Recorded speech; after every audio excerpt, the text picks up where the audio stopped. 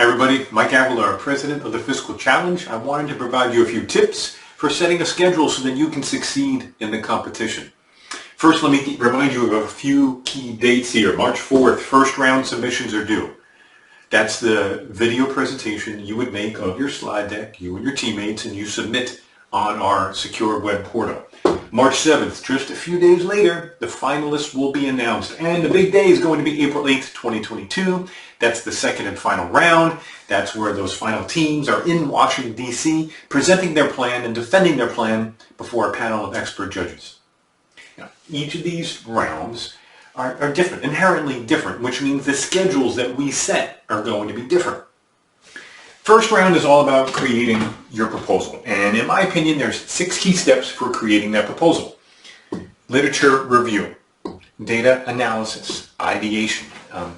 By ideation, I mean, what are the broad ideas and principles you and your team are going to put forth when you're crafting your proposal for solving this budget problem? All right, that's what I mean by ideation.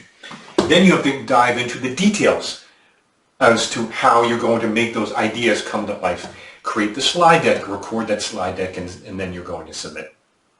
As it pertains to the schedule, there's a few key tips. 3 I want to give you.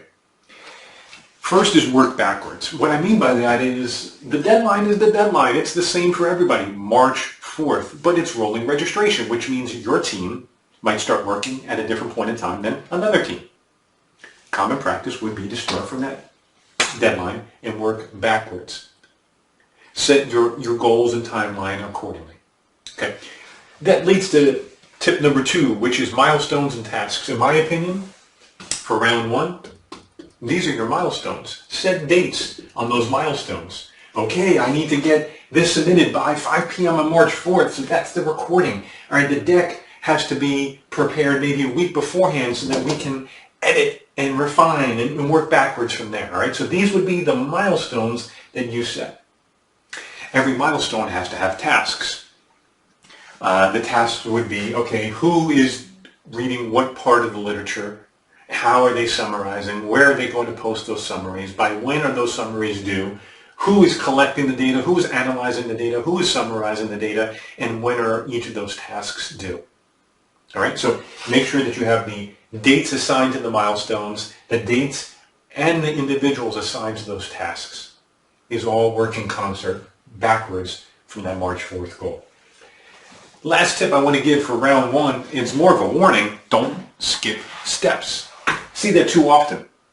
All right, now, teams have successfully put together presentations in as little as 2 to 3 weeks in the past. So you can do this in a consolidated amount of time, but don't feel rushed when you're doing that and skip steps.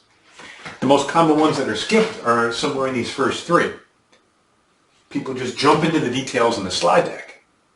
But that often leads to presentations that are just a laundry list of ideas, and there's no common thread pulling everything together because they don't have the general ideas and principles.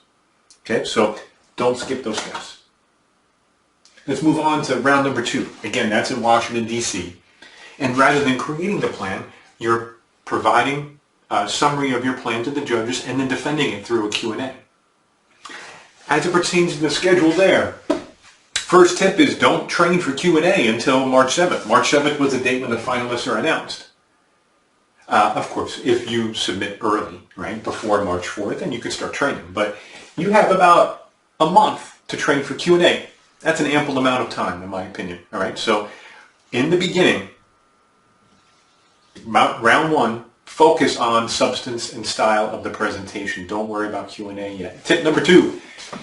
Once you start training for Q&A about 2 times a week, about 1 hour, 1 to 2 hours each, let's say you have a month, so that means that you have about 4 weeks, twice per week, you have about 8 to 10 training sessions, all right, depending upon your schedule and how long each one's going to be. Last tip, practice smartly. What I mean by that is, 8 to 10 sessions could be really encompassing and broad. But we need to make sure that we address all of the important questions. We don't know what the judges are going to throw at you. That's part of the excitement of the competition. So in my opinion, the way that you practice smartly is by first identifying what you and your team think would be the most highly likely questions. And then identifying those areas where your team are the weakest. That's where you need to spend most of your time. All right? That's the smart way to practice Q&A. What I love about this type of approach by setting up the schedules and the milestones and the tasks is that it is something that can carry over beyond the competition to classes in your professional life. That's the beauty of an experiential exercise like this. All right, hope that helps. Good luck in the Fiscal Challenge.